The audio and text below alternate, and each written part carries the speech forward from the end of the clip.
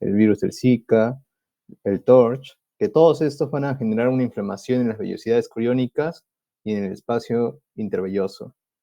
La tercera vía que puede ser es por inoculación accidental de los gérmenes presentes en la piel durante la amniocentesis o algún otro procedimiento intrauterino, como podría ser la biopsia de las vellosidades, la cordocentesis, entre otros. Y el otro es por contigüidad, que esta suele ser la menos frecuente, y es diseminación por infección por contigüidad con estructuras abdominales infectadas, ya sea por una apendicitis, salpingitis, entre otros.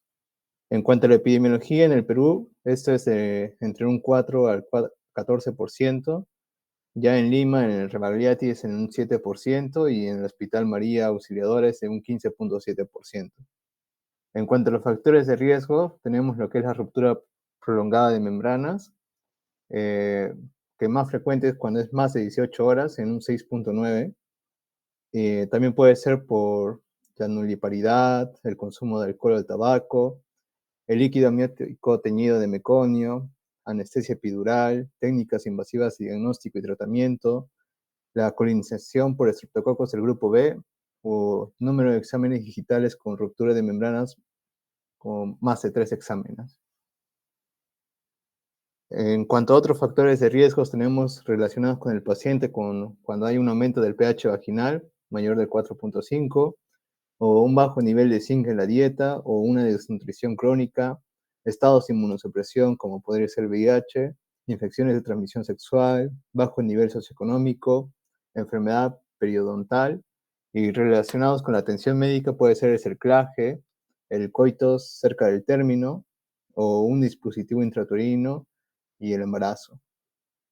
El diagnóstico, antiguamente se utilizaban criterios clínicos planteados por Gibbs y sus colaboradores en 1893, pero estos fueron criterios inespecíficos.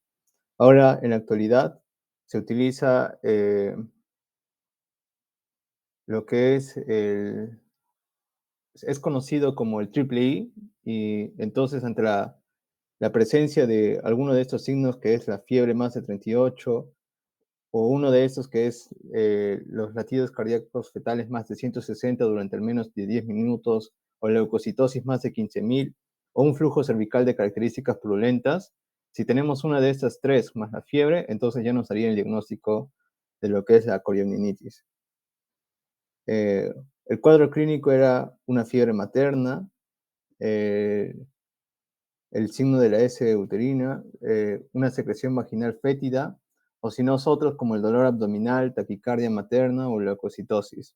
Y en cuanto a diagnósticos diferenciales, pues podría ser una fiebre secundaria a una coriamnionitis, una fiebre secundaria a un foco extrauterino como una pielonefritis o una infección respiratoria, y una fiebre aislada sin foco infeccioso establecido por una analgesia epidural, o la temperatura del ambiente que está elevado, o el uso de prostaglandinas para la inducción del parto y que no se acompaña de alteraciones humorales.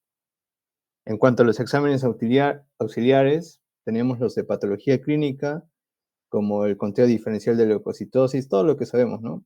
Hemoglobina, hematocrito, grupo sanguíneo, muestras de hemocultivo, y entre otros, ¿no? Las que vemos acá. Y las imágenes, la principal suele ser la ecografía, que vamos a encontrar un acortamiento cervical menos de 25 milímetros que favorece el ascenso de bacterias. Y la presencia de Slutsche, que vemos en la imagen de acá, que son partículas de material ecogénica contenidas en una bolsa amniótica, como vemos en las imágenes. También podemos encontrar movimientos respiratorios fetales, disminución de la presión diastólica fetal, involución del timo fetal menos del percentil 5 y la presencia de un oligohidramnios. Y también como otra característica podemos encontrar una involución del tip fetal, como vemos en las imágenes acá. En cuanto al manejo, vamos a tener las medidas generales, que son antibióticos intraparto, siempre y cuando se sospeche o confirme. Suele ser raro o casi nunca la indicación por cesárea. Se comunica lo que es al neonatólogo, se administra antipiréticos y se asegura lo que es la hidratación por vía venosa. Y en la terapéutica, maduración pulmonar fetal en aquellas gestaciones menos de 34 semanas, el control de la temperatura con antipiréticos y planificar el momento y vía de terminación del embarazo. Y los antibióticos que se utilizan suele ser la ampicilina con gentamicina, la ampicilina de 2 gramos endovenosos cada 6 horas y la gentamicina 5 miligramos por kilogramo cada 24 horas endovenoso, o si no, 1.5 miligramos kilogramos cada 8 horas por vía endovenosa. Y si es que es alérgico a las penicilinas, se puede utilizar lo que es la cefazolina o gentamicina. Y si tiene una alergia, pero severa a las penicilinas, podría ser la clindamicina, o si no, es la vancomicina junto a la gentamicina. Y en cuanto a la terminación del embarazo, en cuanto a su manejo, si es menos de 24 semanas, la edad gestacional, entonces se hace inducción del parto y la vía esperada es vaginal y se hace una interconsulta con neonatología. Si es que tiene una edad gestacional de 24 a 31 semanas, se hace maduración pulmonar fetal con la metametasona de 12 miligramos intramuscular cada 24 horas, 2 dosis, y parto por cesárea. Y la conducta es expectante hasta las 28 semanas, de acuerdo a la evolución de signos clínicos y humorales de la infección, previa interconsulta con el neonatólogo.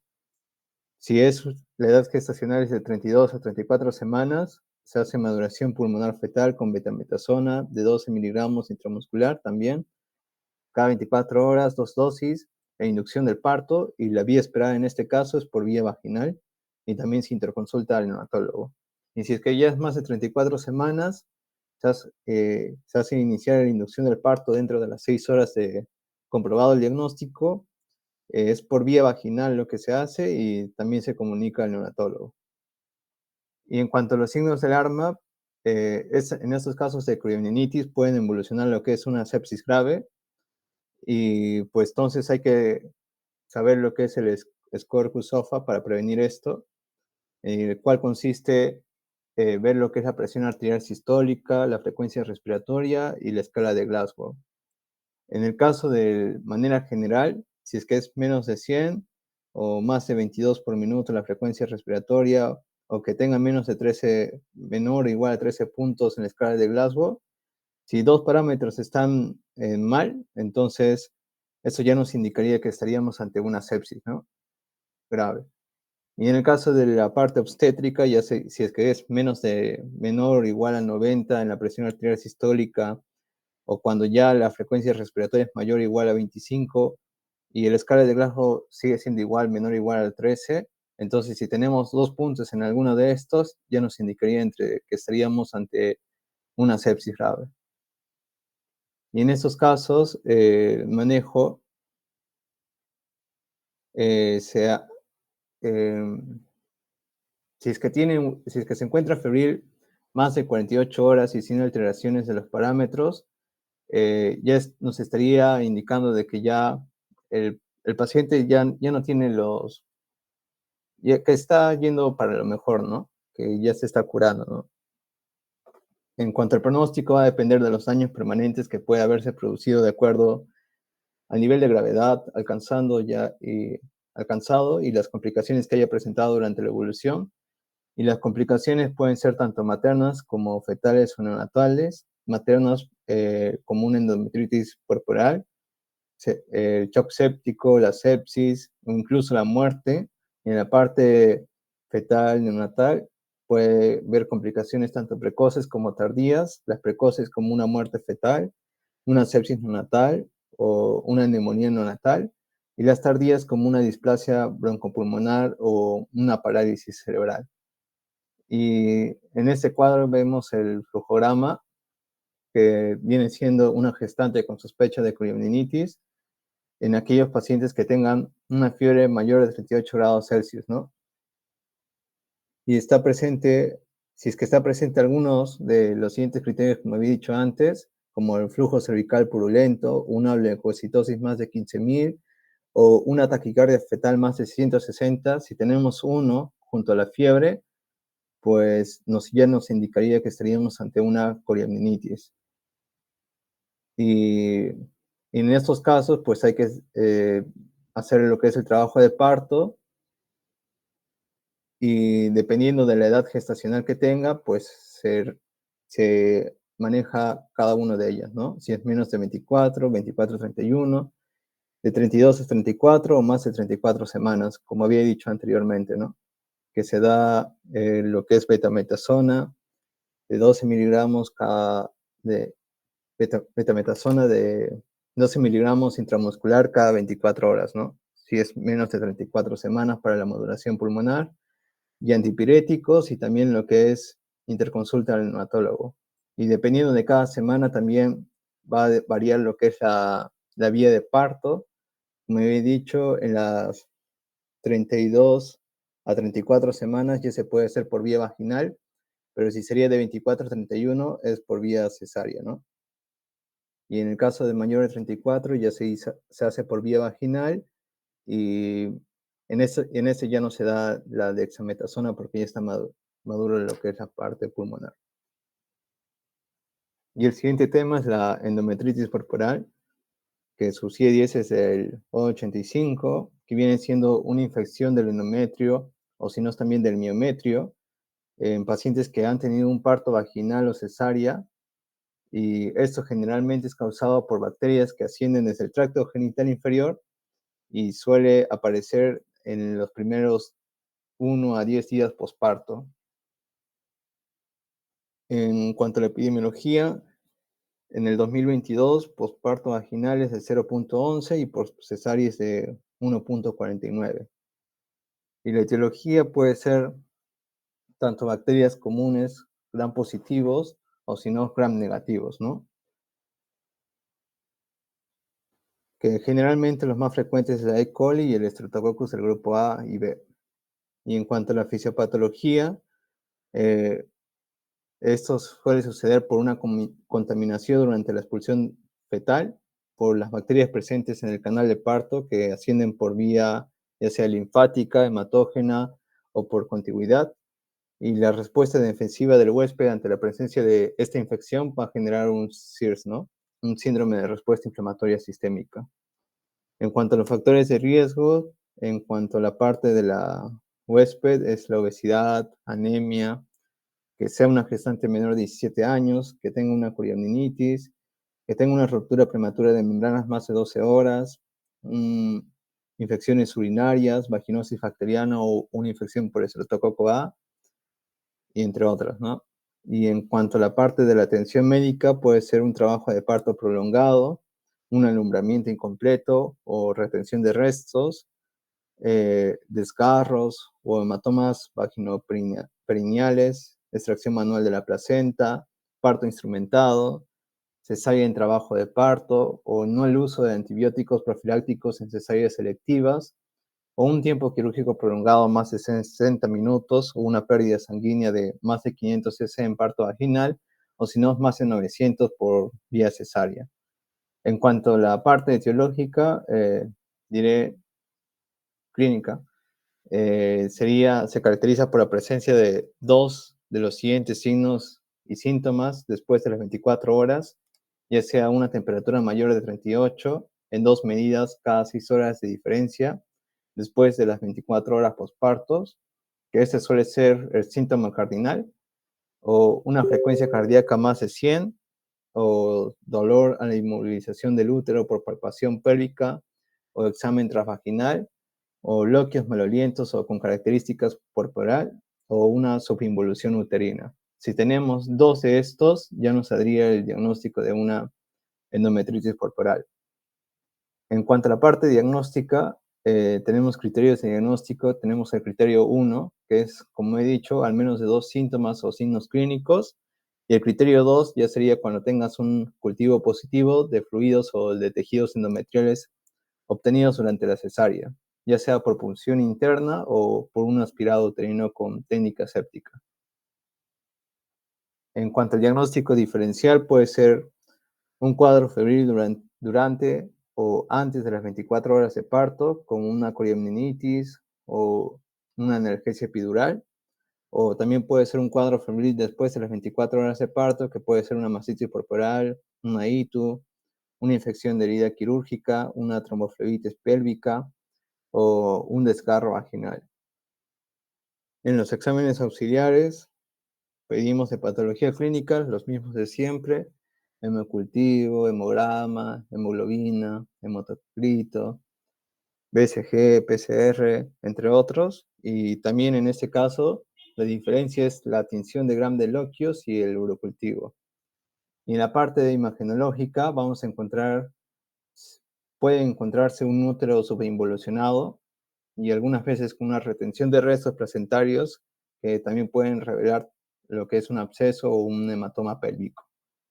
Y en cuanto al tratamiento, vamos a tener medidas preventivas como la atención prenatal completa de calidad, diagnóstico y tratamiento si es que tendría de vaginosis previo al parto, la realización de tactos vaginales cada 4 horas en fase activa del trabajo de parto y no más de 4, antibióticos durante el parto a las gestantes colonizadas por el estreptococo del grupo B, antibióticos profilácticos y el uso de guantes estériles para el examen vaginal con el lavado de manos quirúrgicos y la técnica séptica y quirúrgica adecuada.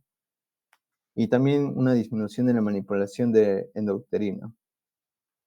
En cuanto a la terapéutica, su orden de priorización es: primero, salvar la vida de la paciente; segundo, preservar la función del sistema orgánico; y tercero, salvar el órgano que se encuentra afectado.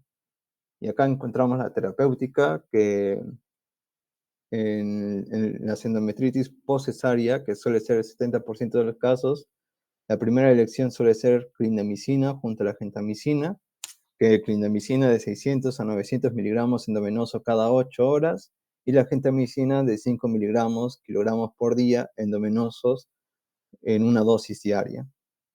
Y la segunda elección, en una evolución desfavorable o con germen no sensible al esquema inicial, se puede optar con la ampicilina junto a la gentamicina y el metronidazol.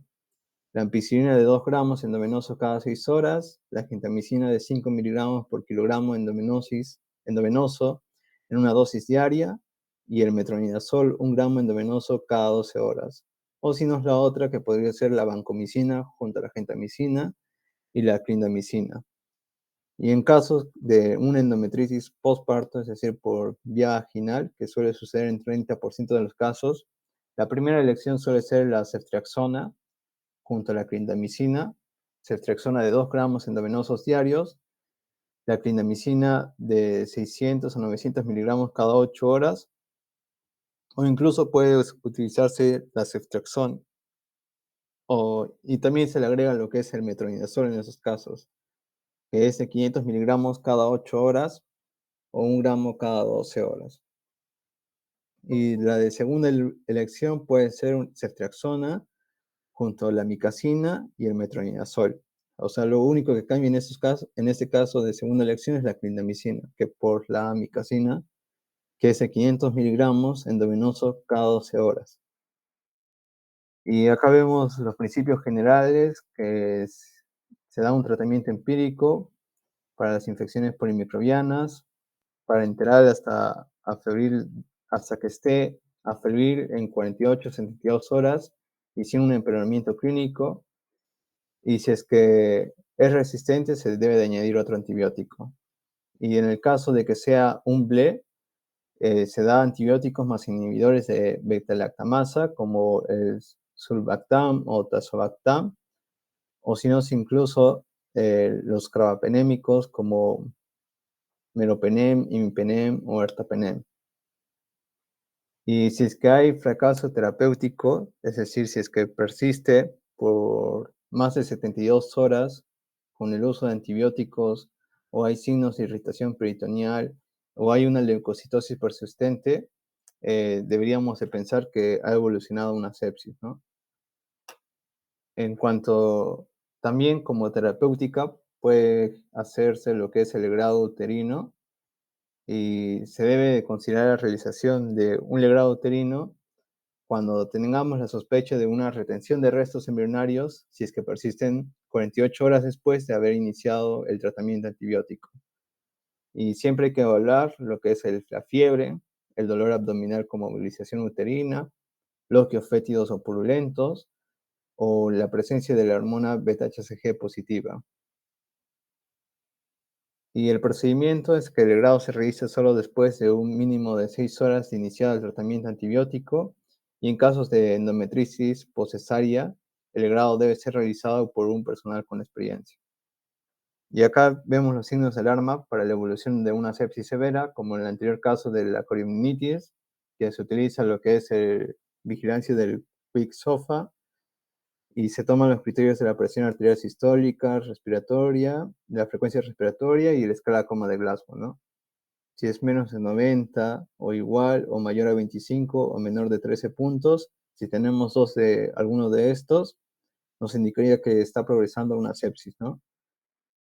Y otros signos de evolución desfavorables de la fiebre persistente más de 38 grados Celsius en 48 a 72 horas tras inicio de antibióticos, de que tenga diarrea o ictericia o una disminución de diuresis a pesar de una adecuada hidratación.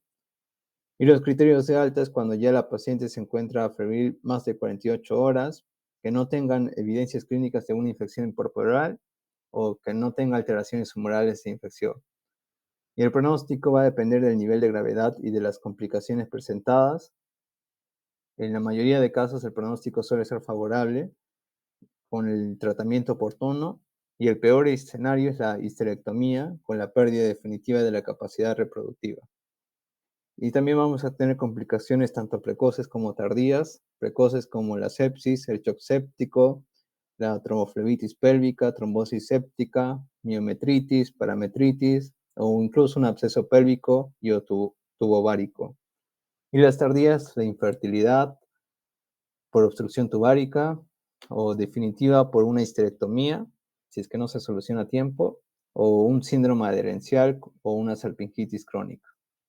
Y acá tenemos el flujograma de que va a ser una puérpera con fiebre mayor de 38 grados Celsius después de las 24 horas de parto y, y vamos a encontrar si encontramos un útero subinvolucionado o dolores a la movilización o loquios fétidos, entonces ya se realiza lo que es un manejo de la endometritis, se hospitaliza y se da el tratamiento antibiótico, como había dicho, la clindamicina con la gentamicina y se complementa con los exámenes de laboratorio, ¿no? Si es que ante esto, si se le dan los antibióticos y es desfavorable, entonces ya estaríamos pensando en lo que es una sepsis, que ha progresado una sepsis, ¿no? Y entonces, por lo tanto, debemos de hacer nuestro quick SOFA, y si es que tiene mayor o igual a 2 puntos, ya se realiza una junta médica, se evalúa el traslado, se toman las decisiones e incluso se puede llegar a lo que es una laparotomía y una desfocalización. Y si a pesar de esto tiene una evolución desfavorable, ya se repite los cultivos y se valora lo que es la resistencia bacteriana, se cambian los antibióticos, se cubren los gérmenes BLE, como el imipenem, se interconsulta con un internista o infectólogo y entre otros, ¿no? Pero ya si es que luego de eso tiene una buena evolución, es decir, aquellas que ya se encuentra febril más de 72 horas o incluso 48 y que no tengan signos peritoneales y que ya en los resultados de exámenes se encuentran normales, se da alta con tratamiento y se cita en 7 días y se le informa sobre los signos de alarma, ¿no? Y si en el caso de contrario, el Quick SOFA no tiene mayor de 2 puntos, entonces se realiza una revaloración ginecobstetra, se pide lo que son las ecografías, el PCR y los exámenes, ¿no? Si encontramos en la ecografía restos endouterinos, se evalúa la realización del grado y si tiene una evolución favorable, y vamos a decir que tiene una evolución favorable cuando ya se encuentra febril, más de 48 horas, que no tengan signos peritoneales y que los análisis se encuentran normales, ¿no? Y se da alta con tratamiento y también se citan los 7 días y se le informa sobre los signos de alarma. Y si es que no pasa favorable, o sea, que permanece febril por más de 48 horas, entonces se hace como en el caso del Quick SOFA, cuando tiene más de 2 puntos, se hace una junta médica, laparotomía y desfocalización, y se ve si evoluciona favorable o no. Ese serían mis 2 temas. ¿Sí, siguen todos presentes? El doctor, estamos aquí. Y a ver, despierten. Doctor. Ya. A ver, comentarios, preguntas para tu compañero, alguien, o quieren que yo les pregunte. Gonzalito, en cuanto a lo que es en la endometritis puerperal, Sí. ¿cuál de esas, cuál es cuál sería ¿cómo te digo? La complicación más grave que se podría presentar? La infertilidad. En el caso de la madre, claro. Podría llegarse a la infertilidad.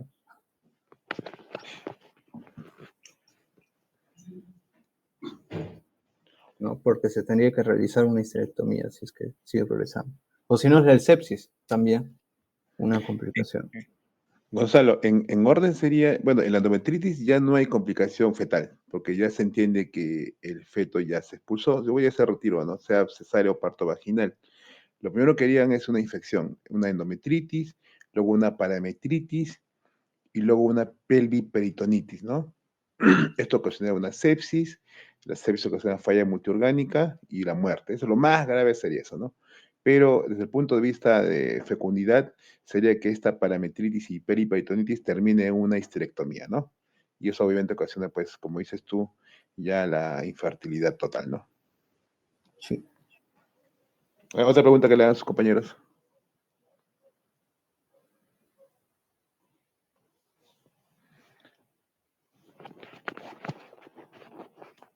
A ver.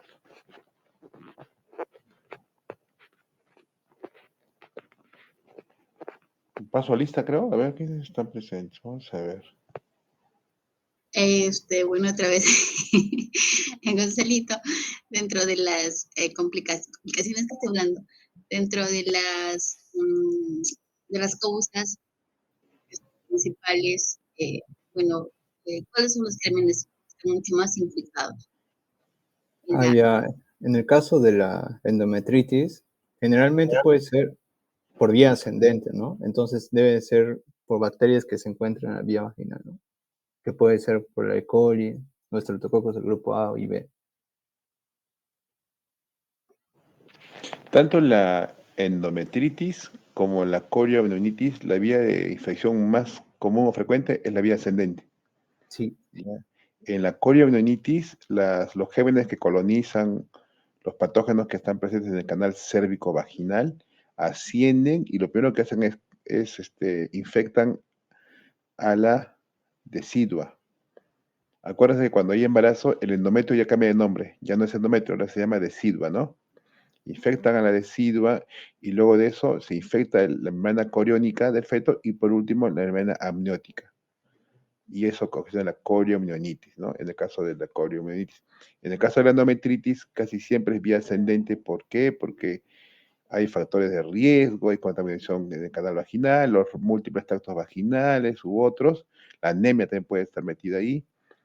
Hacen que el endometrio puerperal se contamine, ¿no? Y haga pues infección. La endometritis tiene una particularidad, chicos. ¿Ah?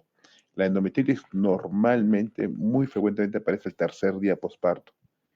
Entre el tercer día, más o menos, aparece la endometritis. No se olviden eso.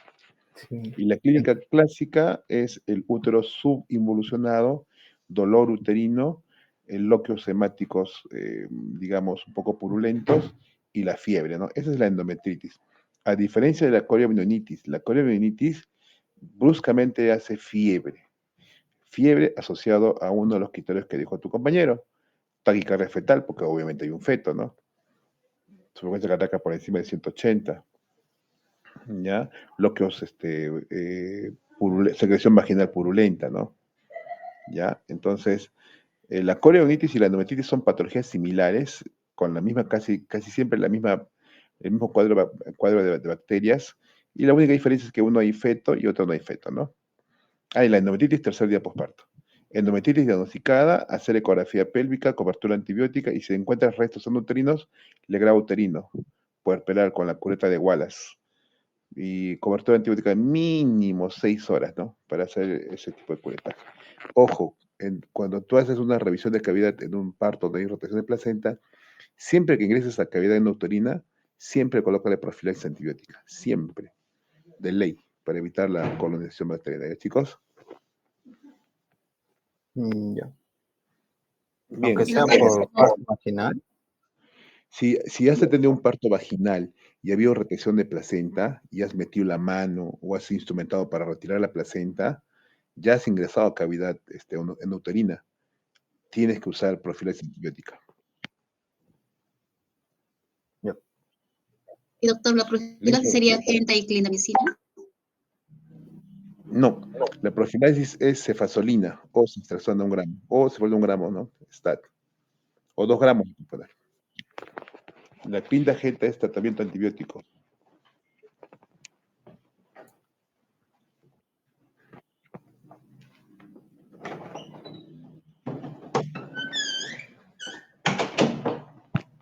Bien, chicos. Terminamos. Falta una compañera. Ahorita voy a salir, me están llamando por teléfono. La vamos a suspender, la reparamos, ¿bien, chicos? Ya, ok, doctor. Ok, nos Sí, vemos. doctor. Gracias, doctor. Hasta luego, buenas noches. Buenas noches. Buenas noches, hasta luego.